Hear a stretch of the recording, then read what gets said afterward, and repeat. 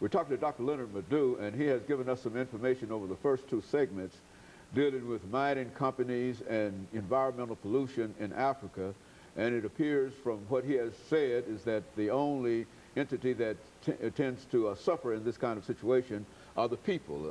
Well, Dr. LMadu, let's continue to talk about some of the problems that, that all of this pollution is having on the population itself. Yeah, and like I was saying before, they come in, they find oil here, they pitch their tent and start mining without due consideration to the environment. Like I was saying, in this country, large areas of Alaska are off limits for drilling, you know, because people say, no, you can't drill there because a lot of important birds and animals and all this are there. Why? In Africa, no, they won't think like that. Those oil companies will demolish houses without...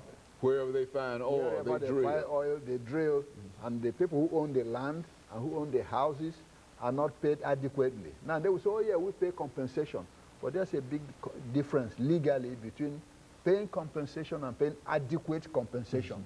Yeah, if my house is worth $1 million and you demolish it and pay me $50,000, it's not adequate compensation. Yes, and when the people speak up, oh, they send soldiers to drive them away or get arrested, or you might even be killed. Okay? So it's not regulated the way it's regulated here. And that's what most people in Africa want to see. The way you drill in the United States, the way you drill in Western Europe, that's the way we want you to drill in Africa. You respect the environment and respect the people's land. You know, pay adequate compensation, clean the oil when you spill, not leave it the way it is.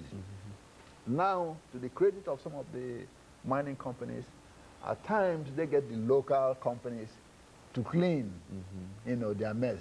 But those local companies will not clean anything. They get paid, but they leave without cleaning. And the government will not do anything because most of the time they're in cahoots with the government officials or the government itself in order to get some kickbacks. That's a big problem.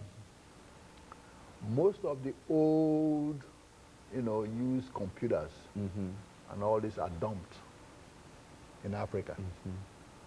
The residues of oil are dumped in Africa.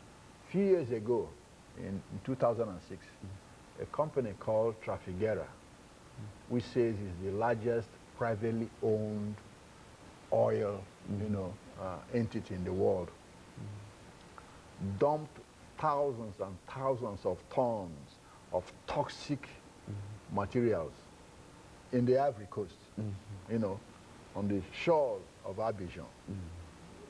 Eventually, thousands of people started getting ill, you know, from diseases they don't know about.